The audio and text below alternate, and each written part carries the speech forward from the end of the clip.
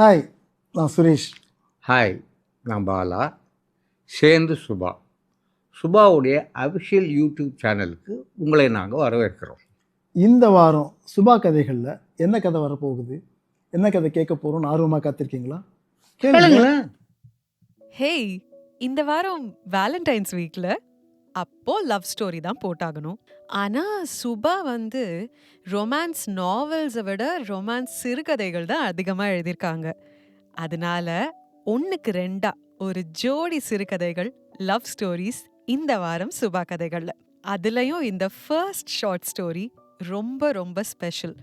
KV ஆனந்தும் சுபாவும் முதல்ல சேர்ந்து படம் பண்ணலான்னு பேச ஆரம்பிச்ச போது அவங்க முதல் படமா எடுக்க இருந்தது இந்த சிறுகதையை தான். சிறுகதையோட பேரு நிஜமாவே என்ன லவ் பண்றியா. ஆனந்த விகடன்ல நவம்பர் 2002ல வெளிவந்த இந்த கதையை கேட்கலாமா?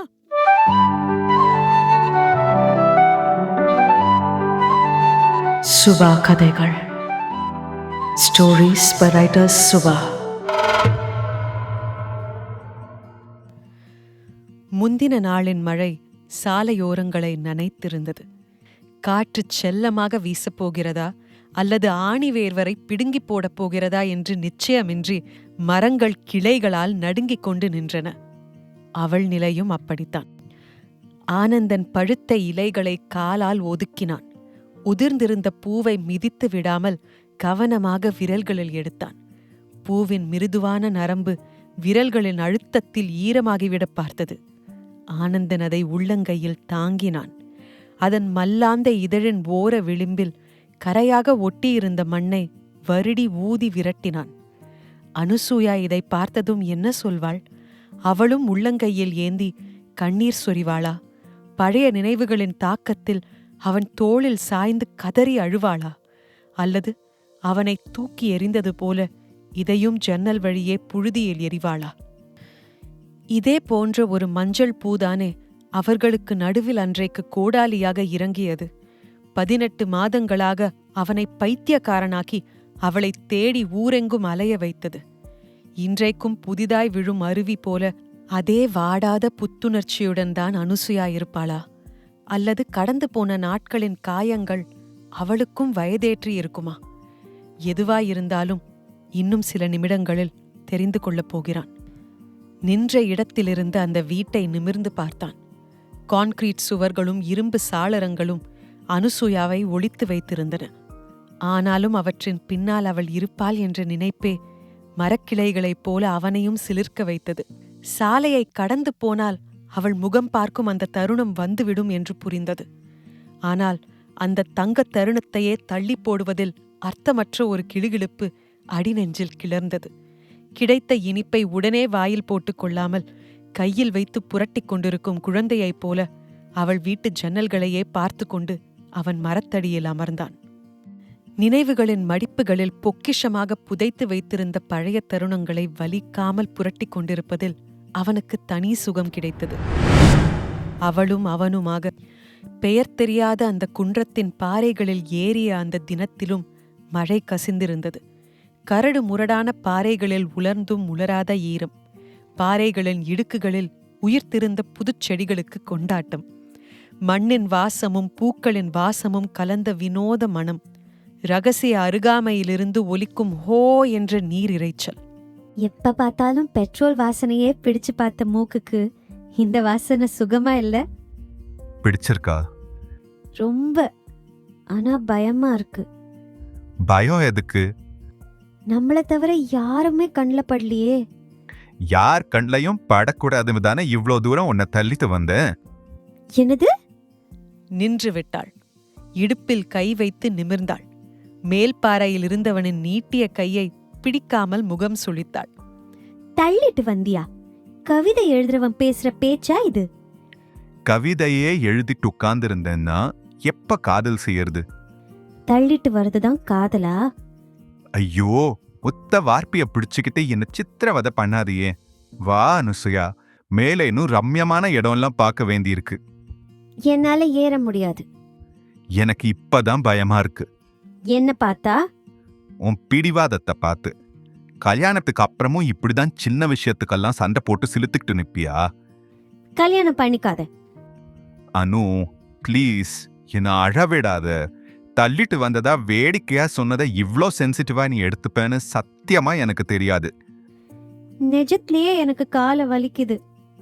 நான் தூக்கிட்டு போகுவா? 2 பேரும் சேர்ந்து உருண்டு போனா எலும்பு கூட கிடைக்காது. அப்பா சிரித்து விட்டாய். அப்ப கையப்படி. பிடித்தாள். சிறு தூசிகளை கூட அகற்றிவிட்டு தூய இலவம் பஞ்சால் கெட்டித்தது போன்ற மிருதுவான கை. ஒவ்வொரு பாறைக்கும் அவன் பற்றி உயர்த்தியதிலேயே சிவந்து விட்ட கை.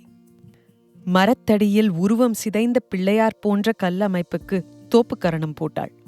இப்படியே கல்லு மண்ணெல்லாம் கும்புரு, அப்ப மட்டும் கால் வலிக்காது என்று கேலி பேசி விலகி நின்றான். என் நம்பிக்கைய கேலி பண்ணாத ப்ளீஸ். இன்னும் சில வழுக்கு பாறைகள் ஏறியதும் உச்சிப்பாறை வீசி எறிந்த வெண்ணெய் உருண்டை போல குன்றத்தின் மீது நசுங்கி அப்பி இருந்தது. அதன் மீது ஏறி நின்றதும் அனுசுயா நெஞ்சை பிடித்து கொண்டாள். அம்மா, என்ன அற்புதம்! மேலே பெரிய இறக்கைகள் விரித்து வட்டமிடும் பறவைகள், தொட்டுவிடும் தூரத்தில் திரண்ட மேகங்கள், மேகங்களில் பட்டு தெறிக்கும் சூரிய வெளிச்சம், காற்றை எதிர்த்தும் காற்றோடு வளைந்தும் சப்திக்கும் மரங்கள், சிதறிக் கிடக்கும் பெயர் தெரியாத புஷ்பங்கள், குறுகலான பாறை இடுக்குகளில் உருக்கிய கண்ணாடியாக புகுந்து சீறி புரளும் நீர், பாறை விளிம்பை அடைந்ததும் ஹோவென்று சப்தித்துக் கொண்டு மொத்தமாக கீழே தாவும் தண்ணீர், காற்றில் சிதறி மிதக்கும் நீர்த்திவலைகள், அந்த சாரல் நனைத்ததால் ஈரமான பாறை பரப்பு. 60 அடி செங்குத்தா விழுது தண்ணி. இங்கிருந்து குதிச்சா கொண்டு போய் அடியாழத்துல சொருகிடும், தப்பிக்கவே முடியாது. காதலியால கைவிடப்பட்டவங்க, காதலி கிட்ட முத்தம் கிடைக்காதவங்கெல்லாம் அப்படி குதிச்சு நேரா சொர்க்கம் போயிருக்காங்க. பயமுறுத்தாத ஆனந்த். ரொம்ப அழகா இருக்கிற எதுவுமே பயமாத்தான் இருக்கும் அனு. அவன் சொன்னது புரிந்தது, புரியவில்லை. நின்ற இடத்திலிருந்து எட்டி பார்த்தபோது பாய்ந்து வீழ்ந்த தண்ணீரின் பக்கவாட்டுத் தோற்றம் வெளேரென்று நுரைத்து சிதறிக் கொண்டிருந்தது. எங்கோ கீழே கீழே பாறையில் மோதி அறையும் இடைவெளியற்ற ஓம். காலை தூக்கி வைக்காம அப்படியே தேய்ச்சு நட, இல்லாட்டி வடுக்கிடும். வா. எங்க வர சொல்ற? பாறை முனைக்கு. அங்கிருந்து அருவி விழறத பார்த்தா பரவசமா இருக்கும். பத்திரமா கைய புடிச்சு கூட்டிட்டு போவியா? இதுதான் ஆம்பளைக்கும் பொம்பளைக்கும் வித்தியாசம். எது? காதலிக்காக கண்ணை மூடிக்கிட்ட குதிக்க தயாரா இருப்பான் ஆம்பளை. ஆனா அவ கணக்கு போட்டு பார்த்து தனக்கு ஆபத்து இல்லைனாதான் அடுத்த அடி எடுத்து வைப்பா. ஒளராத. அதோ அந்த மஞ்ச பூவை நான் கேட்டா ஆபத்தை பத்தி யோசிக்காம பறிச்சு தர போயிடுவியா நீ? அவள் காட்டிய மஞ்சள் பூ சீரும் ஓடைக்கு மறுபுறம் விளிம்போரக் கொடியில் பூத்திருந்தது. உட்கார்ந்திருந்த வண்டின் பாரம் தாங்காமல் வளைந்து ஊஞ்சலாடியது. தெறிக்கும் தண்ணீர் துளிகளில் சிலிர்த்தது. ரம்யமாய் தலையசைத்தது. அவள் கையை விடுவித்தான். தண்ணீரில் இறங்கினான். ஹேய்! அலறினாள். சும்மா சொன்னேன் ஆனந்த். பாறை வழுக்க போகுது, வந்துரு. பூவோட வர. ஆனந்த் ப்ளீஸ், என்ன தனியா விட்டுட்டு போகாத, வந்துரு. அவனுக்குள் பின்வாங்க முடியாதொரு வெறி புகுந்து கொண்டது. அவளுக்காக எதையும் செய்வான் என்று அவள் புரிந்து கொள்ள வேண்டும். பின்வரும் நாட்களில் எதிர்காலத்தின் எந்த புள்ளியில் போய் அவன் நின்றாலும் இந்த தருணம் அவளுக்கு அவனுடைய உண்மையான காதலை நினைவூட்ட வேண்டும். சிறு கற்கள் காலடியில் புரண்டன, நடையை தடுமாற்றின. ஆனந்த் வேண்டாம், வந்துரு. அனுசுயா அலறினாள். அவன் வெறி அதிகமானது. விசையுடன் பாய்ந்த தண்ணீர் அவன் கால்களை பற்றி இழுத்தது. அவனை 60 அடி ஆழத்தில் எரியும் வெறியோடு தன்னோடு விளிம்போரம் இழுத்து போக முனைந்தது. தொடை வரை நனைந்து அவன் ஓடை கடந்து அந்த மஞ்சள் பூவின் இதழோரத்தை பற்றிவிட்டான். அதன் காம்பு எட்டவில்லை. பூவை சிதைக்காமல் பறிக்க அதன் காம்பை பற்றிவிட சற்றே கால்களை உயர்த்தினான். தண்ணீர் வென்றது. ஒரு முதலையால் கவ்வி இழுக்கப்பட்ட வேகத்தோடு அவன் தண்ணீரில் குப்புரடித்தான். இமை மூடும் நேரத்திற்குள் விளிம்பு தாண்டி செலுத்தப்பட்டான். அவளுடைய அலறல் அருவி இரைச்சலை தாண்டி அவனை எட்டும் முன் அவன் பள்ளத்தாக்கை எட்டிவிட்டான்.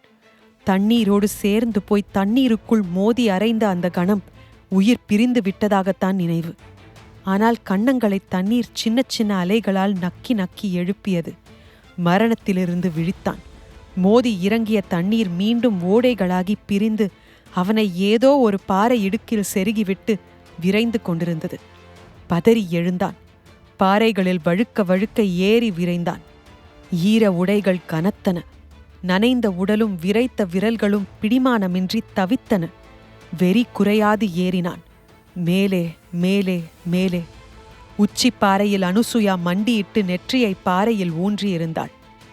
அனு, நடுங்கும் பற்களால் உச்சரித்தான். கொத்தும் பாம்பின் வேகத்தோடு திரும்பினாள். அவள் கண்கள் சிவந்து போயிருந்தன. கண்ணீரில் கன்னங்கள் ஊறியிருந்தன. எழுந்தாள். தண்ணீரைப் போல பாய்ந்து வந்தாள். மோதி அணைத்துக் கொண்டாள். பொழைச்சிட்டியா? பொழைச்சிட்டியா? உதறும் உதடுகளால் அவன் முகமெங்கும் ஒற்றி எடுத்தாள்.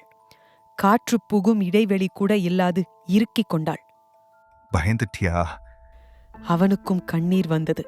அவள் முதுகை மெல்ல வருடினான். தேள் கொட்டியது போல சட்டென்று விலகினாள். அவன் கைகளை தன் மீதிருந்து பறித்து எறிந்தாள். போலாம் என்றாள். அத்தனை உணர்ச்சிகளையும் அறுத்தெறிந்து விட்ட விரைத்த குரல். அவனுக்காக காத்திராமல் நகர்ந்து வழுக்கி இறங்க ஆரம்பித்தாள். ஹேய், அதான் நான் வந்துட்டேன்ல. நிற்காமல் இறங்கினாள். ஈர உடைகளுடன் அவனால் அதே வேகத்தில் இறங்க முடியவில்லை. பின்னாலேயே அவன் குரல் துரத்தி துரத்தி வந்தது. இறங்கினாள். இறங்கிக் கொண்டே இருந்தாள். மோட்டார் சைக்கிள் அருகே காத்திருப்பாள் என்று நினைத்தான். இல்லை, போய்விட்டிருந்தாள். பயத்தில் விசித்திரமாக நடந்து கொள்கிறாளா? அப்புறம் அவன் போன்களை பேசாமல் துண்டித்தாள். பார்த்தால் தெருவை கடந்து விரைந்தாள். வழிமறித்தால் சீறி திட்டினாள். சடார் என்ற அப்பாவோடு மாற்றல் வாங்கிக் கொண்டு போய்விட்டாள். அந்த புதிருக்கு விடை புரியாமல் ஆனந்தன் திகைத்தான். பௌர்ணமி வெளிச்சத்தில் ஈர மணல்வெளியில் கைகோர்த்து நனைய நனைய படுத்திருந்தாளே, கபடமா? கவிதை புத்தகத்தின் ஒவ்வொரு தாளிலும் உதட்டு சாயத்துடன் இதழ்களை பதித்து தந்தாளே, பொய்யா? பிடிக்கும் என்று சொன்னதற்காக எதிர்வீட்டு சந்திரிகாவிடம் கேரள பாயசம் கற்று தானே செய்து பாத்திரம் நிறைய கொண்டு வந்து மடியில் கிடத்தி ஊட்டிவிட்டாளே, நாடகமா? என்ன தப்பு செய்தான்? தள்ளிக்கொண்டு வந்ததாக வேடிக்கையாக சொன்னதா? அவள் பேச்சை மீறி பூப்பறிக்க போனதா? ஒரு வார்த்தை இல்லை. விடை பெறலில்லை. போகுமிடம் பற்றிய தகவல் இல்லை. கற்பூரமாய் கரைந்து விட்டாள். மாண்டே போயிருக்க வேண்டியவன் மீண்டு வந்ததில் பேரானந்தத்தில் கண நேரமும் பிரிய முடியாமல் அல்லவா ஒன்றியிருக்க வேண்டும். உதறி பிரிய ஏன் துடித்தாள்? ஏன் ஏன் ஏன்? இதயத்தை துளை போட்டு இறக்கிய கேள்விக்கு இத்தனை நாள் பதில் இல்லை. இப்போது தெரிந்துவிடும். ஆனந்தன் எழுந்தான். தோட்டம் சிறியதாயிருந்தது.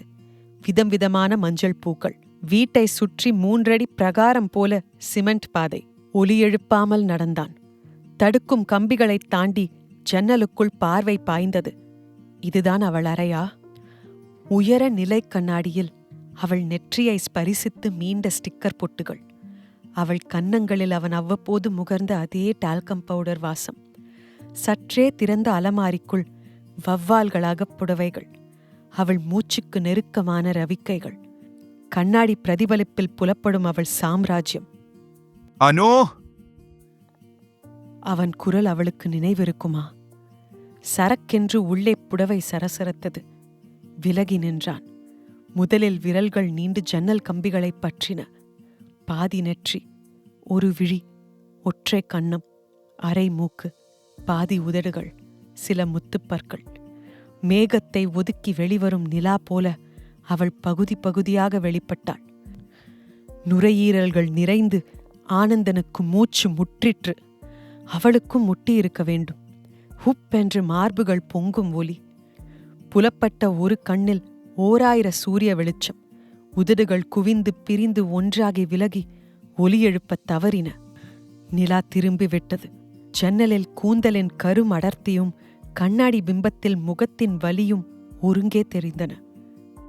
அனு, கதவை திறக்க மாட்டியா? இரு கைகளால் முகத்தை மூடிக்கொண்டாள். தோள்கள் நடுங்கின. நீ ஏன் வந்த ஆனந்த்? போயிடு, ப்ளீஸ் போயிடு. அனு, நீயா என்ன போக சொல்ற? பூமியை விட்டு போக சொன்னா நிழல் எங்க போகும்? கரையை விட்டு போக சொன்னா கடல் எங்க போகும்? உன்னை விட்டு போக சொன்னா நான் எங்க போவேன் அனு? ஆனந்தின் குரல் அவன் எழுதிய கவிதையால் உதறிற்று. உன் மூஞ்சிய பார்க்கத்தான் 18 மாசமா தெருநாய் மாதிரி அலைஞ்சிருக்க. உனக்கு இரக்கம் இல்லையா? விருட்டென்று விலகி மறைந்தாள். ஜன்னல் கதவுகளை ஓங்கி அறைய கைகளை உயர்த்தினான். வாசல் கதவு திறக்கும் ஒலி. வெளியே போய்விடப் போகிறாளா? சிறுத்தை பாய்ச்சலாக பாய்ந்தான். கதவுக்கு வெளியே நின்றிருந்தாள். உள்ளவா. நினைவுகளில் மட்டுமே ஒலித்துக் கொண்டிருந்த குரல் நேரில் ஒலிக்கிறது. நிராயுத பாணியாகி விட்டார் போல உணர்ந்தான். அவளைத் தொடர்ந்து அவன். கதவு சாத்திக் கொண்டது. சிறிய வீடு. தொலைக்காட்சி பெட்டியின் மீது அவன் பரிசளித்த வெண்சங்கு. அமர்ந்தான். எதிரில் அமர்ந்தாள். கைகளை முழங்கால்களுக்கு நடுவில் பிடித்திருந்தாள். காய்ச்சல் கண்டவள் போல உதறும் உடல். அடக்க பார்த்த உணர்ச்சிகளால் பற்களால் காயமாகும் கீழ் உதடு. நிமிரத் தயங்கினாள். அனு என தூக்கி எறிஞ்சிட்டியா? தளர்ந்து எழுந்தாள். கால்கள் கவிழ்ந்தன. உன் மடியில தலை வச்சுக்கிட்டுமா ஆனந்த்? பதிலுக்கு காத்திராமல் மண்டியிட்டாள். அவன் மடியில் அவள் தலை புதைந்தது. அனு, உனக்கு தெரியுமா, உன்னை பார்க்காம பைத்தியமா அலைஞ்சதுல வேலை போயிருச்சு. எத்தனை அட்ரஸ்ல மூஞ்சிலேயே கதவை அரைஞ்சு சாத்தினாங்க தெரியுமா? அழுதாள். எங்க வீட்ல கஞ்சா அடிக்கிறவனை பாக்குற மாதிரி பார்த்தாங்க, ஒதுக்கி வச்சாங்க. வீறிட்டு அழுதாள். அழவிட்டு காத்திருந்தான். நீயே வந்த ஆனந்த், போயிடு, ப்ளீஸ் போயிடு. ஏன்? என் சத்தியத்தை மீற வச்சிடாத. குரல் குலுங்கியது. சேர்ந்து இருப்போன்னதான சத்தியம். கசியும் கண்களுடன் நிமிர்ந்தாள். உன்னை பார்க்க மாட்டேன், உன் கூட பேச மாட்டேன்னு சத்தியம். மீறக்கூடாத சத்தியம். அப்பா கிட்ட பண்ண சத்தியமா? இல்ல, எனக்கு நானே பண்ணிக்கிட்ட சத்தியம். என்ன உளர்ற? அருவியோட சேர்ந்து விழுந்தவங்க யாராவது பொழைச்சிருக்காங்களா ஆனந்த்? இல்ல. நீ எப்படி பொழைச்ச? பள்ளத்துல கொண்டு போய் செருகாம ஓடுற ஓட்டத்துல அடிச்சுட்டு போய் பத்திரமான இடத்துல தண்ணி தள்ளிடுச்சு. என் அதிர்ஷ்டம். பொங்கும் கண்ணீருடன் நிமிர்ந்தாள். ஓ அதிர்ஷ்டம் இல்ல ஆனந்த், என் பிரார்த்தனை. நீ மேல வர வரைக்கும் என்ன பண்ணிட்டு இருந்த ஞாபகம் இருக்கா? இருக்கேனா செத்தேனான்னு கூட பார்க்க வராம மேலேயே உட்கார்ந்திருந்த. விரக்தியான வார்த்தைகள். அவன் மடியிலிருந்து நகர்ந்தாள். சும்மா உட்கார்ந்து இருக்கல. உனக்கு சாமி நம்பிக்கை கிடையாது, ஆனா எனக்கு உண்டு. என் ஆனந்த உயிரோட திருப்பித்தான்னு மண்டிட்டு ஓயாம கெஞ்சின. பதிலுக்கு உசுரை விட பெருசா நினைக்கிற என் காதலையே காணிக்கையா தரேன்னு யோசிக்காம சொன்னேன். நீ மட்டும் மீண்டு வந்துட்டா அப்புறம் உன்னை பார்க்க மாட்டேன், பேச மாட்டேன்னு சத்தியம் பண்ண. அதிர்ந்து அவளை பார்த்தான். யூ மீன் காத்துல நீ பண்ணின அந்த அபத்தமான சத்தியத்துக்காகவா என்கிட்ட இருந்து ஓடி ஓடி ஒளிஞ்ச? என்ன வீசி எறிஞ்சிட்டு காணாம போன? என்ன ஒரு வடிகட்டின முட்டாள்தனம்! மௌனமாயிருந்தாள். உனக்கு என்ன பைத்தியமா? உன் பிரார்த்தனை தான் செத்து போன என்ன கை தூக்கி கரையேத்தி விட்டதுன்னு சொல்றியா? ஆமோதிப்பாய் தலை அசைந்தது. உன் சாமி தான் என்ன நடப்போனமா வாழ சொல்லி கண்டிஷன் போடுச்சா? பதிலில்லை. போறோம். 18 மாசம் நீ கொடுத்துக்கிட்ட தண்டனை போறோம். நிமிர்ந்து பார்த்தாள். நிஜமாவே என்ன லவ் பண்றியா அனு? இதயத்துக்குள் கத்தியை செருகி கேட்டான். லவ் பண்றியா? உதடுகள் நடுங்க பார்த்திருந்தாள். பேசு பேசு பேச! கட்டுப்பாடின்றி கத்தினான். அழத் துவங்கினாள். மீண்டும் அவன் மடியில் தலை புதைத்தாள். மௌனம் தொடர்ந்தது. உன் கடவுள் நம்மள படைச்சிருக்கிறது லவ் பண்றதுக்காக, இப்படி தனித்தனி பொணமா வாடுறதுக்கு இல்ல. ஆத்திரமும் ஆவேசமுமாக துவங்கிய அவன் குரல் உடைந்தது. அவன் கை அவள் முதுகை வருடித் தழைந்தது. கண்ணீருடன் நிமிர்ந்தாள். வேணா ஆனந்த், நீ இருந்தானா பலவீனம் ஆயிடுவேன். போயிடு. நீ இல்லாம போக போறதில்லானு. உனக்கு என் மேல உண்மையா காதல் இருக்கான்னு சந்தேகமா இருக்கு. வார்த்தையால கொல்லாத ஆனந்த். அப்படி காதல் இருந்தா அந்த காதல் பெருசா உன் சத்தியம் பெருசா?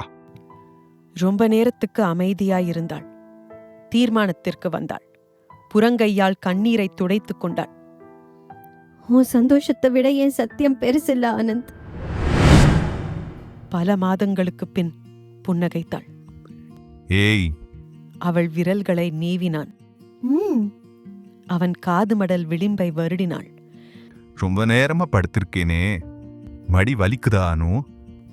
நான் படுத்திருந்த போது உனக்கு வலிச்சுதா ஆனந்த்? நான் ஆம்பளை, தாங்க வேண்டியவன். பொம்பளை வளத்தை பார்க்கணுமா நீ? குனிந்தாள். ஏய் ஏய், ராட்சசி! மூச்சு திணறிடுச்சு. ரொம்ப ரொம்ப நாளைக்கு அப்புறம் சந்தோஷமா இருக்கேன் ஆனந்த். இத்தனையும் விட்டுட்டு 18 மாசமா? ஷ், அந்த பேச்சை எடுக்க கூடாதுன்னு நமக்குள்ள ஒப்பந்தம். என்னோட மகாபலிபுரம் வருவியா அனு? செல பார்க்கவா? சில பார்க்கவும். அப்பாக்கு மறுபடி ரத்த அழுத்தம் எகிரிடுச்சு தெரியுமா? குரலில் கவலை வழிந்தது. அதனால வீட்ல சொல்லாம தான் வரணும். அது இன்னும் அட்டகாசமாச்சு. கைகளை அவள் கழுத்துக்கு பின்னால் கொடுத்து அவள் முகத்தை நெருக்கமாய் இழுத்தான். மோட்டார் சைக்கிள் காற்றாய் பறந்தது. அவன் தோளில் அவள் முகத்தை ஊன்றியிருந்தாள். விரல்கள் அவன் பொத்தான்களுக்கு நடுவில் நுழைந்து மார்பு முடியை சுருட்டிக் கொண்டிருந்தன. ஏய் கழுத, வண்டி ஓட்டுறப்போ கைய ஒழுங்கா வச்சிரு. இப்படியே ஓட்ட தெரிஞ்சா ஓட்டு, இல்ல நான் வேற டிரைவரை பாத்துக்கிறேன். யப்பா, பொம்பளைங்க வீக்குன்னு சொன்னது தப்புதான்பா. அலற அலற 60ல போவிய ஆனந்த். வண்டி பழசாயிருச்சா இல்ல உனக்கு வயசாயிருச்சா? எந்த வேகத்துல போகணும் நீ ஏன் சொல்லு. உங்க அப்பாவும் உறவுக்காரங்களும் துரத்துறாங்கன்னு நினைச்சுக்கோ. அவங்க கிட்ட இருந்து தப்பிச்சு பார்வை கெட்டாத தூரத்துக்கு 5 நிமிஷத்துல போகணும்னா எந்த வேகத்துல போவியோ அந்த வேகம். திருகினான். பைக் சொன்ன பேச்சை கேட்டது. மோதும் காற்றில் கூந்தல் தேசிய கொடி போல பறந்தது. அவளை பீத்து இழுக்க பார்த்தது. அதை சாக்காக வைத்து இன்னும் இறுக்கிக் கொண்டாள். பரவசம் தாங்காமல் இரத்தத்தில் புது சக்தி பாய்ச்ச ஆனந்தன் வேகத்தை அதிகரித்தான். மரங்களும் மரங்களும் மரங்களும் சடார் சடார் என்று பின்னோக்கி பாய்ந்தன. திடீரென்று திருப்பத்தில் சாலையை அகலப்படுத்துவதற்காக இருபுறமும் தோண்டி பள்ளமாக்கி இருக்க, எதிரே சுற்றுலா பேருந்து சாலையை நிறைத்து ராட்சச வேகத்தில் வந்து கொண்டிருக்க, ஆனந்தின் சகலமும் கூர்ப்பாகி பிரேக்கை அவன் முழு வேகத்துடன் அழுத்த, மோட்டார் சைக்கிளின் முன் சக்கரம் சாலை விளிம்பு தாண்டி தடம் புரள வண்டி குட்டிக்கரணம் அடித்தது. நடப்பதை உணரும் முன் அனுசுயா ஆனந்தனிடமிருந்து பீத்து எறியப்பட்டாள். காற்றில் பல்ட்டி அடித்து நேரே பூதாகரமான மரத்தின் மீது செலுத்தப்பட்டாள். நோ சான்ஸ் என்று டாக்டர் உதடுகளை பிதுக்கினார். சிராய்ப்புகளிலும் சருமம் கிழிந்த இடங்களிலும் ரத்தம் கசிய ஆனந்த் அவரை திடுக்கிடலுடன் பார்த்தான். எப்படியாவது காப்பாத்துங்க டாக்டர், அனு எனக்கு முழுசா வேணும். ஆஸ்பத்திரி போர்வைகளை சிகப்பாக்கிக் கொண்டு அனுசுயா அடங்கியிருந்தாள். எந்த டாக்டராலையும் முடியாதுப்பா. ஆனாலும் டாக்டரின் கைகள் அவளை உயிர்ப்பிக்க இயங்கிக் கொண்டிருந்தன. அதிகபட்சம் 1/2 மணி நேரம். ஐயோ டாக்டர், நானே அவளை கொன்னுட்டேனா? ப்ளீஸ் டிஸ்டர்ப் பண்ணாம வெளியில இரு. கழுத்தில் கை வைத்து தள்ளப்பட்டான். வெளியே அனுவின் அம்மா அவனை பார்த்ததும் சுவரில் மோதிக்கொண்டு அழுதாள். அனு, பழச்சு எழுந்துருடி. நீ ஆசைப்பட்டவனையா உனக்கு கட்டி வைக்கிறோண்டி. அப்பா உச்சக்கட்ட அச்சத்தில் வெளேர் என்று விரைத்திருந்தார். யாரையும் நிமிர்ந்து பார்க்கும் தைரியமில்லை. இதயத்தை புதைத்துவிட்டு அவனுடன் கால்கள் மட்டும் வெளியே நகர்ந்தன. பாதங்களுக்கு கீழ் மருத்துவமனையின் தோட்டத்து ஈர மண் அழுந்தியது. அனு வேண்டும். No chance. என் அனு வேண்டும். அதிகபட்சம் 1/2 மணி நேரம். என் அனு எனக்கு வேண்டும். எந்த டாக்டராலையும் முடியாதுப்பா. கால்கள் தோய்ந்தன, மண்டியிட்டு வீழ்ந்தன. அனு, அனு, அனு, அனு, போயிடா ஆனந்த். அனு, அனு, அனு, அனு. உன்னை பார்க்க மாட்டேன், உன் கூட பேச மாட்டேன். போயிடா ஆனந்த். அனு, நீ உயிரோட வேணும். அதுக்காக என்ன வேணும்னாலும் தருவேன். கேளு. நீ தர மாட்ட. உயிரை கேட்டாலும் தருவேன். சத்தியமா? சத்தியமா? என்ன மாதிரி தைரியமா உன் காதலை விட்டு கொடுப்பியா? ஐயோ அனு, தெரியும், தரமாட்டேன். உனக்கு அணுவை விட காதல் தான் பெருசு. இல்ல அனு, இல்ல அனு, இல்ல அனு. பூமியில் நெற்றி பதித்தான். அனுவுக்கு உயிரை திருப்பிக் கொடு. இனிமேல் ஜென்மத்துக்கும் அவளை பார்க்க மாட்டேன், பேச மாட்டேன். சத்தியம், சத்தியம், சத்தியம். அனுவுக்கு உயிரை திருப்பிக் கொடு. அனுவுக்கு உயிரை திருப்பிக் கொடு. அனுவுக்கு உயிரை திருப்பிக் கொடு. எத்தனை நேரம் அப்படி கிடந்தான் தெரியாது. தடதடவென்று கால்கள் ஓடி வந்தன. தம்பி, தம்பி. அனுசுயாவின் அம்மா கண்ணீரும் கோணிக்கொண்ட புன்னகையுமாக அவனை உலுக்கினாள். டாக்டர் உன்னை கூப்பிடுறாருப்பா. அனு கண்ணை திறந்துட்டா. விழிச்சதும் ஒன்னு தான் கேட்கறாளாம்பா. வாப்பா, வா. அவனுக்காக நிற்காமல் அவள் மறுபடியும் உள்ளே ஓடினாள். மண்ணிலிருந்து தலையை நிமிர்த்தினான். கண்ணீர் அருவியாக பொங்கியது. உள்ளே இருந்து ஆச்சரியமும் சந்தோஷமுமாக கூச்சல்கள் வெளிப்பட்டன. எழுந்தான். திரும்பி பார்க்காமல் ஆஸ்பத்திரியை விட்டு விலகி விலகி விலகி விரைந்து நடந்தான். கூடவே கண்ணீர் பூமியை நனைத்தபடி வந்தது.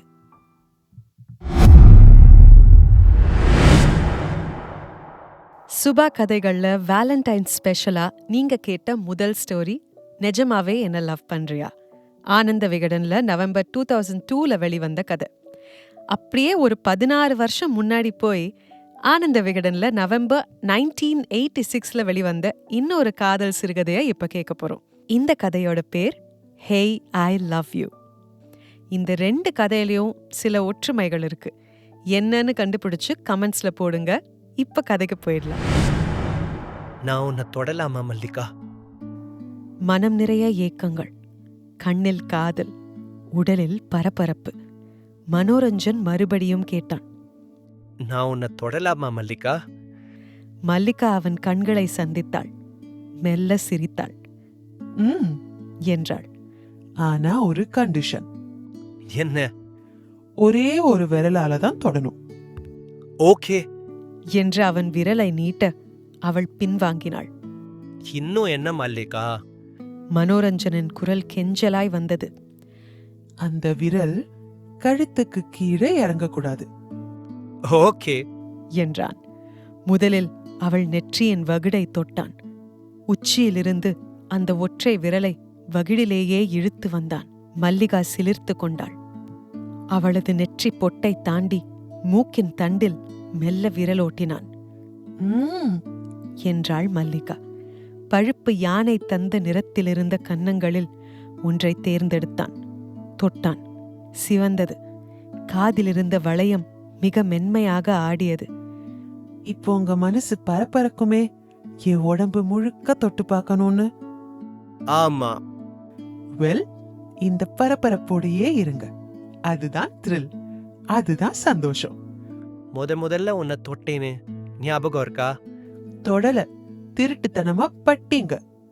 அதுல ஒரு சுகம் இருக்கு மல்லிகா. ப்ளீஸ் அந்த பஸ் பயணத்தை இன்னொரு தடவை அனுபவிப்போமா? அன்றைக்கு மல்லிகா ஒரு நிரந்தர புன்னகையுடன் சாலையை கடந்தாள். பக்கத்தில் வந்தாள். சாரி மனோ, வீட்ல திடீர்னு ஒரு கெஸ்ட் வந்துட்டதால லேட் ஆயிடுச்சு. பரவாயில்ல என்றான் மனோரஞ்சன். எத்தனை மணிக்கு வந்தீங்க? நீ 2 மணின்னு சொன்ன. நீ வரும்போது நான் இல்லன்னு வச்சுக்கோ, ஏமாந்து போயிடுவல்ல. அதனால 1:30 மணிக்கே வந்துட்டேன். சாரி மனோ. அதான் பரவாயில்லன்னு சொல்லிட்டேனே. போலாமா? கன்னிமரா லைப்ரரிக்கு போலாமா? பஸ்ஸில் ஏறிக்கொண்டார்கள். டிரைவர் சீட்டுக்கு பின்னால் இருந்த இடத்தில் மல்லிகா உட்கார்ந்தாள். ஜன்னல் பக்கம் ஒதுங்கிக் கொண்டாள். உட்காருங்க என்றாள். உட்கார்ந்தான். பட்டும் படாமல் விலகி உட்கார்ந்தான். பட்டால் அவள் என்ன நினைப்பாளோ என்று பயம். பஸ் புறப்பட்டு நிறைய திருப்பங்களை வேகமாக சந்தித்தது.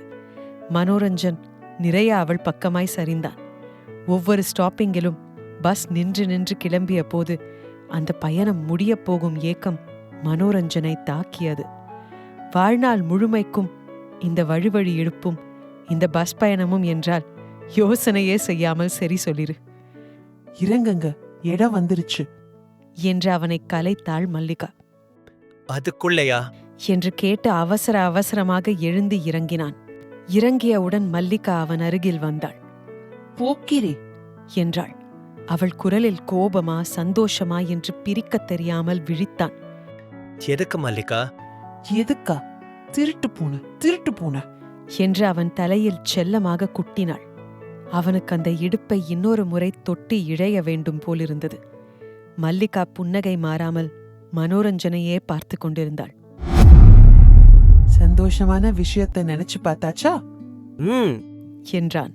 அழுத்தமான பரவசமான உடலின் ஒரு ஆயாசம் இருந்தது. கைகளை உயரத் தூக்கினான். வேட்டை நாய் போல சோம்பல் முறித்தான். அப்போ இன்னொரு விஷயத்தை நினைச்சு பார்க்கறது? எந்த விஷயம் மல்லி? என்று ஆவலுடன் கேட்டான். சொல்லலாமா வேண்டாமா என்று மல்லிகா தயங்கிய மாதிரி பட்டது. மனோரஞ்சன் எழுந்தான். மேஜை டிராயரை திறந்தான். ஊதுவத்தி பாக்கெட் இருந்தது. ஒன்றை எடுத்து பத்த வைத்தான். அதன் நூல் போன்ற புகையை மூக்கில் இழுத்தான். வாங்கி வந்திருந்த பூ பொட்டலத்தை பிரித்தான். சொல்ல மல்லி என்று சொல்லிக்கொண்டே அவள் தலையில் பூச்சரத்தை சூட்டினான். மல்லிகாவுக்கு பூச்சரம் எப்போதும் தளர்வாய் தொங்கினால்தான் பிடிக்கும். அப்படியே தளர்வாய் தொங்கவிட்டான். பாரு, பின்னாடி கை வச்சு பார்க்காத. உன் இஷ்டப்படிதான் பூவை வச்சிருக்கேன் என்றான். பூச்சரத்தை விட்டு கையை இறக்கும் போது அவள் என்ன சொல்வாளோ என்ற எதிர்பார்ப்புடன் அவள் தோளை தொட்டான். நான் சொன்னதை விட்டுட்டீங்களே. இல்லையே, நீயா சொல்வான்னு தான் காத்துட்டு இருக்க. சந்தோஷத்தை மட்டும்தான் ஆசை போடணுமா? அந்த பிப்ரவரி 10 நினைச்சுக்கிறது. யூ சிலி ஃபூல் என்று புறங்கையை வீசி அறைந்தான். அவன் கையை எதிர்பார்த்து அவள் பயந்து ஆவென்று வாய் திறக்க பல்லில் போய் பட்டது கை. ஆழமாய் ஒரு வெட்டு. மனோரஞ்சனின் புறங்கையில் ஒரு இரத்த முத்து. ஆனாலும் அவன் அதை கவனிக்கவில்லை. அலட்சியம் செய்தான். உடன் வியர்த்து கொட்டியது. தண்ணீரில் மூழ்கியவன் போல தவித்தான். மூச்சுக்காக ஹா ஹா என்று அலைந்தான். மனத்தில் படபடப்பு கூடி இதயம் திடீரென்று அதி ஆவேசத்துடன் செயல்படத் துவங்கி மிக மோசமான சில கணங்கள். சுதாரித்துக் கொண்டான். சாரிமா மல்லி என்றான். எப்படியும் அவன் இப்படி மன்னிப்பு கேட்பான் என்று அறிந்தே இருந்தாள் போலும். மெல்ல சிரித்தாள். எனக்கு அழனும் போல இருக்கு என்றான். நல்ல ஆம்பளையா தைரியமா இருங்க மனு. இந்த விஷயத்துக்கெல்லாம் உணர்ச்சி வசப்படுறீங்களே.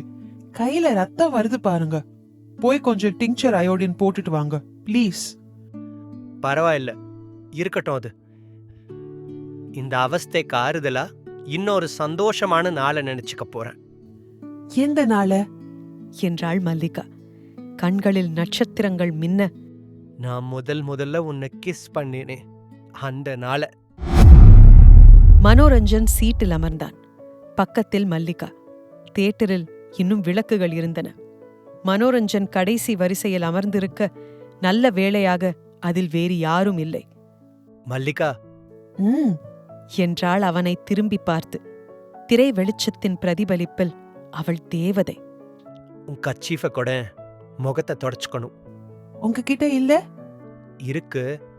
அதால தொடச்சுக்கிறதுக்கு என்னவா? என் மல்லி கர்ச்சீஃபுக்குன்னு ஒரு தனி வாசனை இருக்குடா. அது எனக்கு பிடிக்கும். அதனால தானே கேக்குறேன்.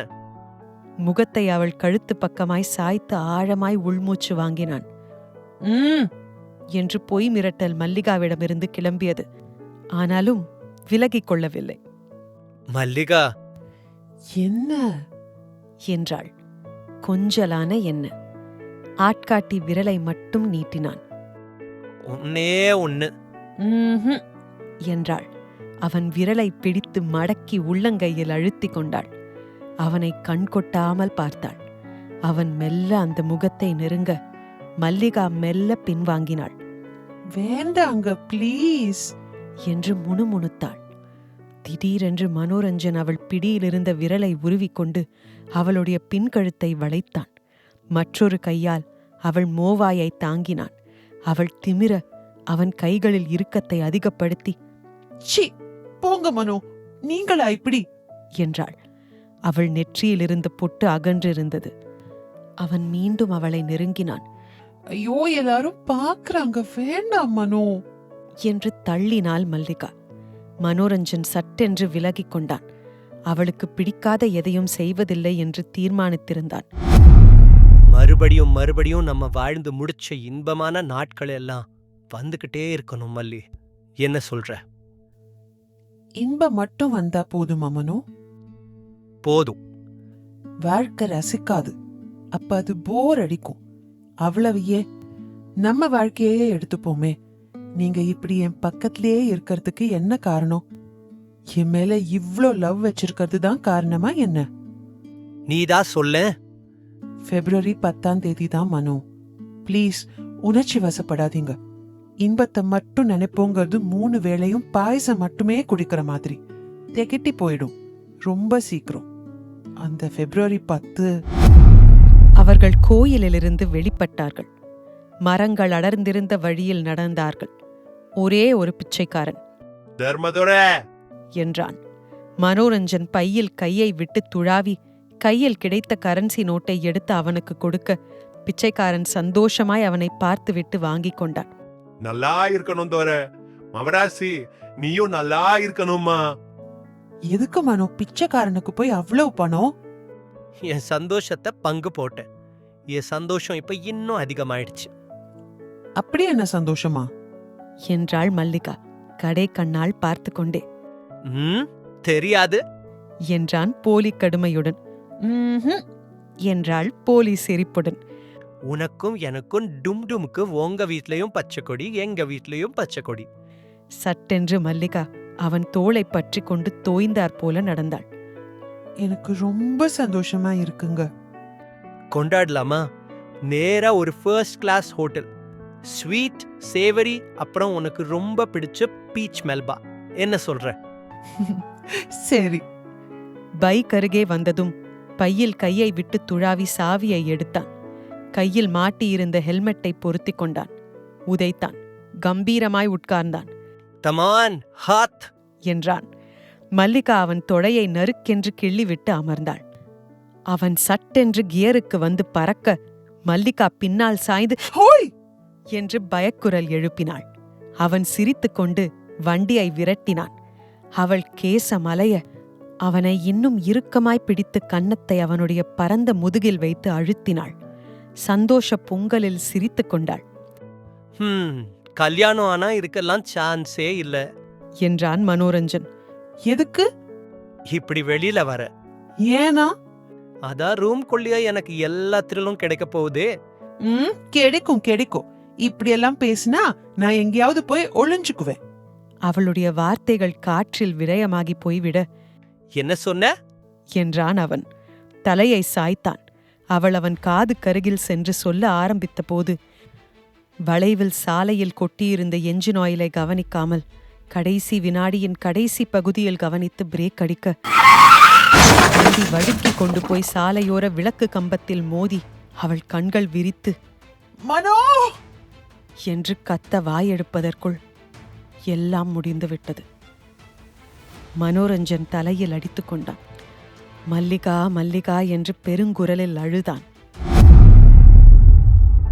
அந்த அறையின் ஜன்னல் வழியாக வெளியே இருந்து பார்த்து கொண்டிருந்த மனோரஞ்சனின் அம்மா உடல் பதறி மனோ என்று கத்துவதற்குள் ராஜாமணி அவள் வாயை பொத்தினார். என்று மெல்லிய குரலில் அடக்கினார். பாத்தீங்களா டாக்டர் என்றார் பக்கத்தில் நின்றிருந்த நந்தகுமாரிடம். அந்த ஆக்சிடென்ட்ல இவன் மட்டும் தப்பிச்சுட்டான். அந்த பொண்ணு கூழாயிடுச்சு. அன்னில இருந்து இவன் இப்படித்தான் இருக்கா. அவ ஃபுல் சைஸ் போட்டோ ஒன்ன ரூம்ல மாட்டிக்கிட்டு அதையே கண்கொட்டாம பாக்குறான். பூ வைக்கிறான், ஊதுவத்தி கொடுத்துறான், பேசுறான், சிரிக்கிறான், அழறான். அந்த படத்தை அடிக்கிறான். கண்ணாடி உடைஞ்சு கையில குத்தி ரத்தம் வந்தா கூட அவளுக்கு உரைக்க மாட்டேங்குது. கேட்டா அவன் மல்லிகாவோட வாழறானா. அவன் பேசுனா அவளும் பேசுறாளாம். நீங்க எழுதி கொடுத்த மருந்தையெல்லாம் தூக்கி அடிச்சுட்டான். நாங்க எவ்வளவு சொன்னாலும் நீங்க நம்பல. இப்ப நீங்களே நேர்ல பாக்குறீங்க. இந்த ரூமை விட்டு ஒரு இன்ச்சு கூட நகர மாட்டேங்கிறான் டாக்டர். என்னடா பைத்தியம் ஆயித்தியனா, நான் காதல் ஆயிட்டேங்கிறா. என்ன செய்யறது டாக்டர்? எங்க பையன் முழுசா எங்களுக்கு கிடைக்கணும் டாக்டர். நீங்க சைக்கியாட்ரிஸ்ட் தானே, சொல்லுங்களேன், இதுக்கு என்ன வழி கேட்டார். பெருமூச்சு விட்டார். அந்த விபத்துல இவனும் போயிருக்கணும் என்று எண்ணியபடியே டாக்டர் கண்ணில் விழுந்து விடுவேன் என்று எழுந்து நின்ற நீர்த்துளியை துடைத்து கொண்டார். என்னடா வேலண்டைன்ஸ் டே ஸ்பெஷல்னு சொல்லிட்டு இப்படி கனமா 2 கதை சொல்லி முடிக்கிறீங்களேன்னு கேக்குறீங்க. நியாயமான கேள்வி. ஆனா ட்ரூ லவ் இந்த 2 கதையிலயும் உங்களுக்கு ஃபீல் ஆச்சா? அவ்வளோதான் சேதி. காதல் காவியம்னு இத்தனை நூற்றாண்டுகள் தாண்டியும் பேசப்படுற ரோமியோ ஜூலியட்ல இருந்து காதலோட சின்னமா நம்ம தூக்கி வச்சு கொண்டாடுற தாஜ்மஹால் வரைக்கும் ரொமான்டிக் ட்ராஜடியில பிறந்தது தானே. இது அந்த மாதிரி. சரி, நான் இதுக்கு மேல சமாளிக்கல. ஆஸ் யூஷுவல் உங்க கமெண்ட்ஸை மறக்காம போட்டு விடுங்க. சேனலுக்கு சப்ஸ்கிரைப் பண்ண மறந்துடாதீங்க. அண்ட் கதைகளை உங்க ஃப்ரெண்ட்ஸுக்கும் ஷேர் பண்ணுங்க. அடுத்தடுத்த வாரங்கள்ல என்ன கதைகள் வேணும்னு எங்களுக்கு தெரியப்படுத்துங்க. ஹாப்பி வேலண்டைன்ஸ் வீக் உங்க எல்லாருக்கும். சுபா கதைகள். Stories by writers Subha. அடுத்த வாரம் ஒரு புது கதையுடன் சந்திப்போம்.